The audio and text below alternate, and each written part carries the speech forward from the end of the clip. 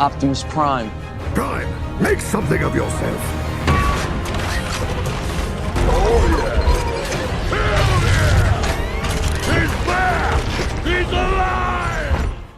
Siemano gracze Rise of Kingdoms, z tej strony Optimus i dzisiaj sobie porozmawiamy o ostatnich wydarzeniach w grze, które tutaj miałem przyjemność zagrać, Wojenne w Kanionie, które automatycznie się tutaj toczy bitwa zacięta, także Kanion z Mroku, który widzicie, no tutaj wygrał gracz 2988.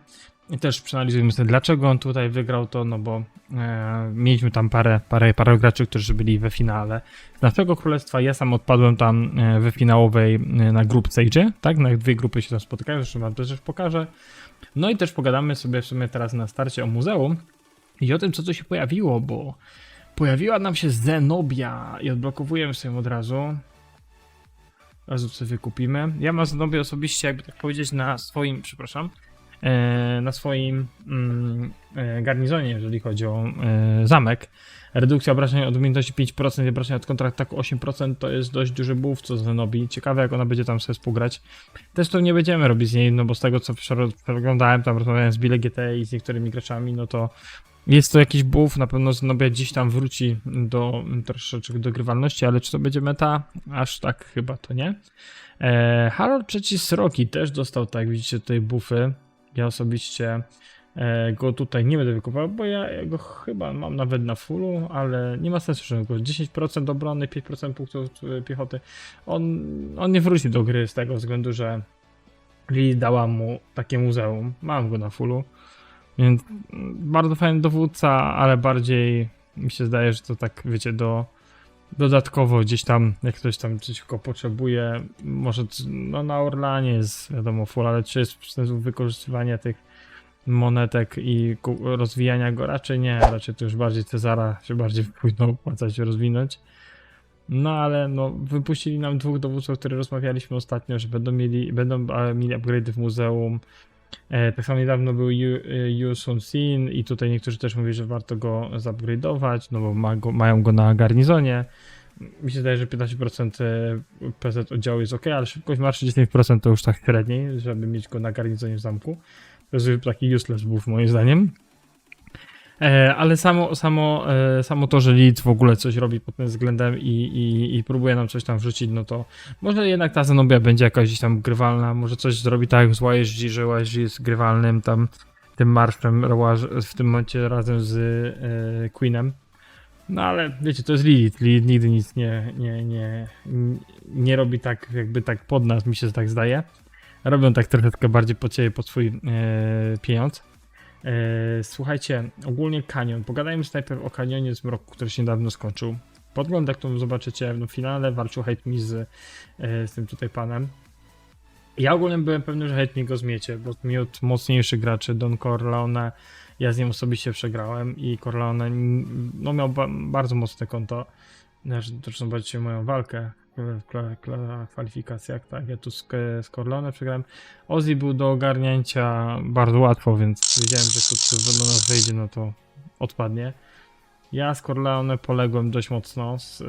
Gość ma dobre konto, zresztą zaraz zobaczycie, że on tutaj też gra Huo Artur, Guan ze Scipio, stara się utrzymać jak najdłużej Guana przez leczenie, że Guan z Konstantynem stara się jak najdłużej go utrzymać w walce poprzez, wiecie, Konstantyna.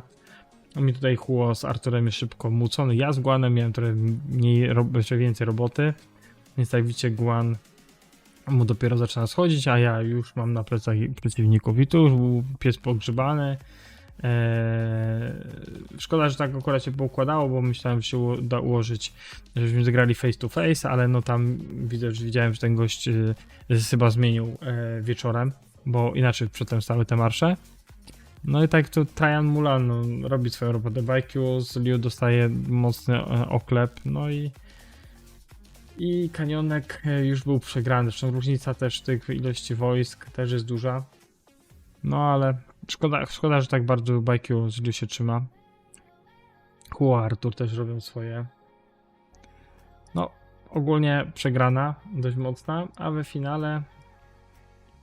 Przepraszam was, a we finale jak zobaczycie, Tutaj ja byłem spokojnie pewny, że Hate mi wygra. Nawet tutaj przegonimy Niemca, bo grał też z naszego KD i był, można powiedzieć, w półfinale.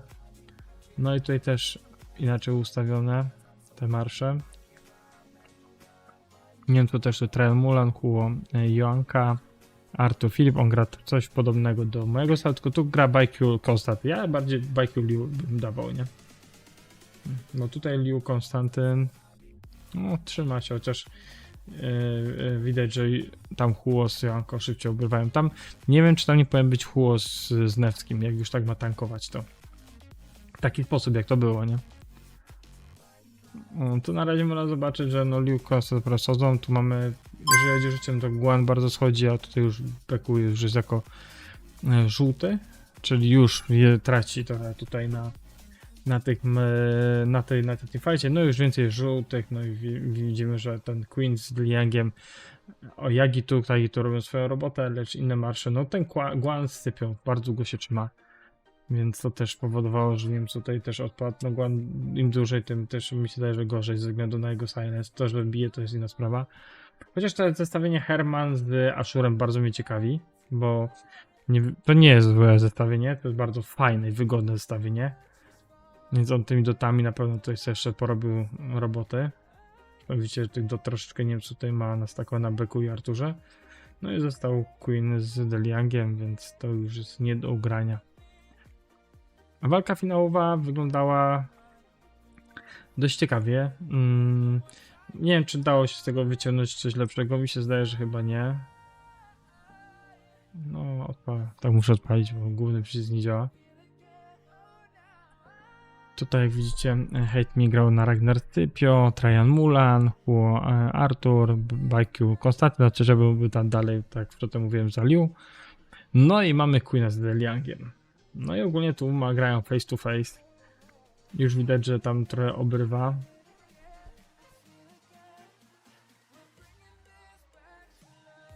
Jego Trajan. No ale u nas tu dużą robotę na tym kanionie robi, mi się zdaje, Guan. Guan, który ma chyba naprawdę dobry gear, bo ogólnie jako dowódca on już jest słabszy, nie? On nie robi takich cyfr jak kiedyś. Są wiadomo mocniejsi dowódcy.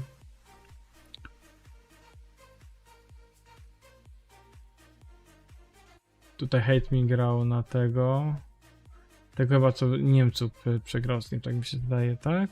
To chyba o to chodziło. Tak mi się zdaje, że tak coś było. Ale tutaj patrzę, przez cały czas ten Herman z Ashurem przez cały czas są openi, robią taką robotę. No. Hate Me tu się przez cały czas bali z Liucze, ByQ na Liucze z ByQ, więc to będzie taki wyrównany duel. A tutaj gość systematycznie tym Hermanem i ByQ z Deliangiem no zjada tego ByQ Hate Me'ego. Herman z tym Ashurem naprawdę robią swoją dobrą robotę, nie? Resztę chyba wyniku już możecie się sami domyślić, jak wyglądała. Tutaj niestety Hate Me poległ.